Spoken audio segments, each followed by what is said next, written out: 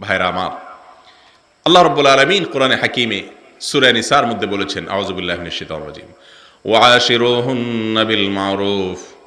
ও স্বামীরা, তোমরা তোমাদের স্ত্রীদের সাথে সুন্দরভাবে জীবনযাপন করবে, সদ আচরণ করবে, ভালো ব্যবহার করবে, ব্যবহার খারাপ করবে না। ফাইন কারিহতুমুহুন্না, যদি তোমাদের কাছে মনে হয় তোমার স্ত্রী খারাপ, অপছন্দনীয় মনে হয়, তোমার কাছে মনে হয় সে তোমার সাথে যাচ্ছে না, ফাইন কারিহতুমুহুন্না, যদি তোমাদের স্ত্রীদেরকে তোমাদের কাছে ভালো না লাগে, ফাসা আন তাকরাহু শাইআন ওয়া ইয়াজআলুল্লাহু ফীহি খায়রান কাসীরা। যদি তোমাদের স্ত্রীদেরকে তোমাদের কাছে ভালো না লাগে, তো মনে রাখবা দুনিয়াতে বহু জিনিস তুমি মনে করছো খারাপ, পরে দেখা গেছে সেটা ভালো। হয় না এরকম? অনেক জিনিস আছে যেটাকে তুমি ভালো মনে করো না, অথচ ওইটার মধ্যে তোমার ভালো এবং কল্যাণ আল্লাহ তাআলা লিখে রেখেছেন। কত মানুষ আছে বউটার প্রতি তার অভিযোগের শেষ নাই, হ্যাঁ, অনেক নালিশ, অনেক অভিযোগ, এই সমস্যা সেই সমস্যা। দেখা গেল স্ত্রীটা হঠাৎ মারা গেছেন, এই ব্যক্তির যত রুজি রোজগার হইতো, ব্যবসা বাণিজ্যে বরকত হইতো, সব শেষ, থেমে গেছে। আছে না নাই? আল্লাহ রাব্বুল আলামিন অনেক ব্যক্তির পরিবারের অনেক সদস্য আছে, তাদের উসিলায়, তাদের মাধ্যমে পরিবারের কর্তাকে অনেক সময় রুজি দেন, রুটি দেন, ইনকাম দেন, উপার্জন দেন। তার জীবন সাথে সঙ্গী হিসাবে তার সাথে সময় কাটানোটাকে খারাপ মনে করতেছেন, হয়তো আল্লাহ রাব্বুল আলামিন সেখানেই কি রাখছেন, ভালো এবং মঙ্গল লিখে রেখেছেন। তো এই জন্য আল্লাহ রাব্বুল আলামিন ওই আয়াতের মাধ্যমে পুরুষদেরকে সান্ত্বনা দিচ্ছেন যে কখনো যদি তোমার স্ত্রী তোমার কাছে খারাপ মনে হয়, খারাপ লাগে, তো তুমি মনে রাখবে তোমার খারাপ লাগাটার ভেতরে অনেক কল্যাণ আছে। আর কিছু না থাকুক, তুমি সবর করার মাধ্যমে, ধৈর্য ধারণ করার মাধ্যমে, তার সাথে জীবনযাপন করার মাধ্যমে অনন্ত অসীমকালের জান্নাতের উপযুক্ত হয়ে যাচ্ছ। এর চাইতে বড় জিনিস কি আছে বলেন? as-sabru sawabuhu al-jannah হাদিসে আসছে, ধৈর্যের বিনিময়ে আল্লাহ তাআলা সরাসরি জান্নাত দেন। একই কথা মহিলাদের জন্য প্রযোজ্য। যে সমস্ত মহিলারা তাদের স্বামীর ব্যাপারে অভিযোগের কোনো শেষ নাই, যে আমার স্বামীটা মানুষ ভালো না, বোন, আপনি যদি এই খারাপ মানুষটার সাথে ধৈর্য ধারণ করে দুনিয়ার জীবনটাকে আপনি পার করে দেন, এ আশায় যে সবর এবং ধৈর্যের বিনিময়ে জান্নাত পাওয়া যায়, তো 50, 30, 40 বছরের দাম্পত্য জীবন দেখতে দেখতে শেষ হয়ে যাবে। কিন্তু একটা কালে আল্লাহ রাব্বুল আলামিন আপনাকে যদি অনন্ত অসীমকালের জান্নাতের বিনিময় দিয়ে দেন, তাহলে এই কষ্টের বিনিময় যেটা পাইলেন সেটা অনেক বড় নিয়ামত ইনশাআল্লাহ। ঠিক কিনা বলেন? কিন্তু আমি সব সময় আমার বোনদেরকে বোঝানোর চেষ্টা করি, বোন আমার, আমি একটা চ্যালেঞ্জ করতে চাই, তা হলো দুনিয়াতে বা আমাদের দেশে আপনি এমন একজন মহিলা বের করেন, হয়তো পাবেন, খুব রেয়ার কেস হবে, হাজারে বরং লাখে এক দুজন পাওয়া যাবে কিনা আল্লাহ ভালো জানে, যেই মহিলা স্বামীর সংসারে সারা জীবন শান্তিতে ছিল, স্বামীটা অমানুষ, শাশুড়ি অমানুষ, ননদ অমানুষ, এরপরে এই মহিলার ছেলে মেয়ে হয়ে গেছে, সেগুলোও সব অমানুষ, তারপরে তাদের ঘরে নাতিপুতি হয়ে গেছে, সেগুলোও অমানুষ। অর্থাৎ এই মহিলার জীবনের সুখ শান্তি, সান্ত্বনা বলতে জীবনে কখনো পায় নাই।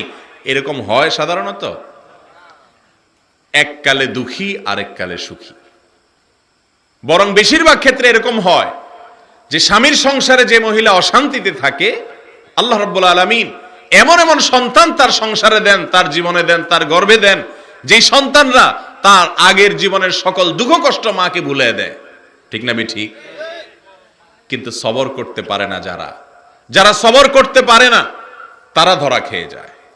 আমি বলছি না যে একান্ত প্রয়োজন হলেও তালাক নেওয়া যাবে না, কিন্তু কথায় কথায় তালাক, কথায় কথায় তালাক, এই ছোট লোকই অনেক পুরুষ যেমন করে, অনেক মহিলাও করে। কিছু হইলেই বাবার বাড়ির দিকে গাট্টি বুসকা নিয়ে দৌড়, আছে না নাই? আবার অনেক স্বামী আছে, কিছু হইলেই কথা কথায় তালাকের কথা বলে।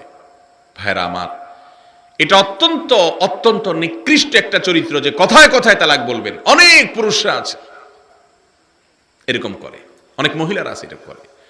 তিরমিজি, আবু দাউদ এবং ইবনে মাজাহ এক যুগে বর্ণনা করেছে, সাওবান রাদিয়াল্লাহু তাআলা আনহু থেকে, নবী করিম সাল্লাল্লাহু আলাইহি সাল্লাম বলেছেন, আইয়ুমা ইমরাআতিন সাআলাত যাওজাহা তালাকান মিন গায়রি বাসিন, একান্ত বাধ্য হওয়া ছাড়া, দেয়ালে পিঠ ঠেকা ছাড়া একান্ত নিরুপায় হওয়া ছাড়া কোন মহিলা যদি তার স্বামীর কাছে তালাক চায়, অর্থাৎ কথায় কথায় যারা তালাক চায়, নবী করিম সাল্লাল্লাহু আলাইহি সাল্লাম বলেছেন হারামুন আলাইহা রায়হাতুল জান্নাহ, ওই মহিলার জন্য জান্নাতে যাওয়া তো দূরের কথা, জান্নাতের ঘ্রাণ পর্যন্ত হারাম হয়ে যায়।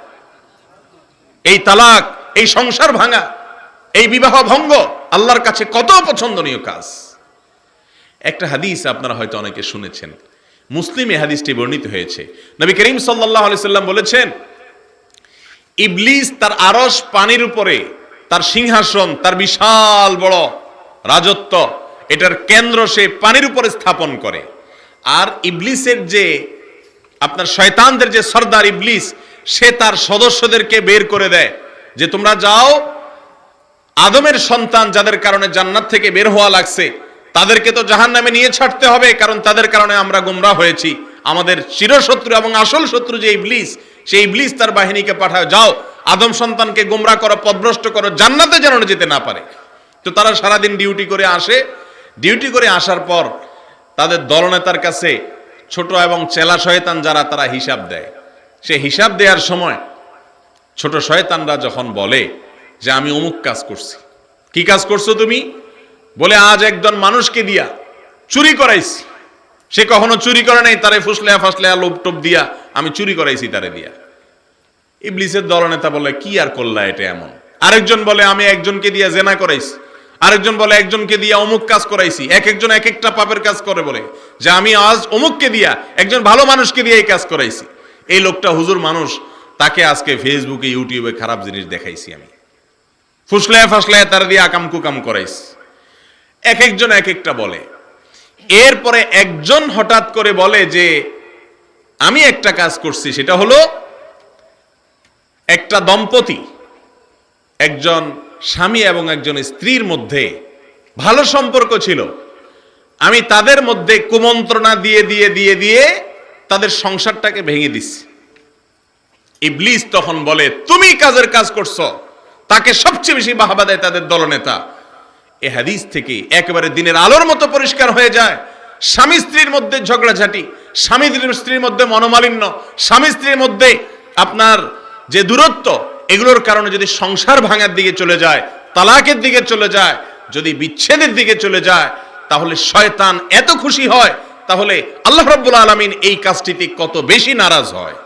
তোমাদের স্ত্রীরা যদি তোমাদের অবাধ্য হয়ে যাচ্ছে এরকম দেখো, প্রথম তাকে উপদেশ করো, বুঝাও যে কাজগুলোর পরিণাম আসলে ভালো হয় না। ইবলিস স্ত্রীকে আয়েশা বলে আরে তোমার মতো মেয়ে কত যোগ্য যোগ্য ছেলে পাইতা, কি একটা ছেলে ধরাই দিলে তোমার মা বাপে বা তোমার কপালে আয়েশা পড়লো, এটা সংসার থেকে বাইর হও, দুনিয়াটা কত বড় দেখো, অমুক মহিলা তার স্বামীর সাথে কত সুখে আছে। এগুলো স্ত্রীকে শয়তান ফুসলায়। আবার যেই স্ত্রী যেই দম্পতিকে শয়তান দেখা যে তারা অনেক সুখে আছে, ওই মহিলাকেও যায় দেখেন শয়তান ফুসলায় যে আরে তুমি কি চাও, ওই যে আরেককে ফুসলাইছে যেটারে, ওইটার কথা দেখায় বলে যে সেটা কত সুখে আছে। ঠিক না ঠিক? একইভাবে স্বামীকেও ফুসলায় যে তোমার জীবনে কত ভালো যোগ্য মহিলা পাইতা, কত যোগ্য স্ত্রী পাইতা, কি একটা তোমার কপালে জুটলো। এইভাবে শয়তান স্বামী স্ত্রীর মধ্যে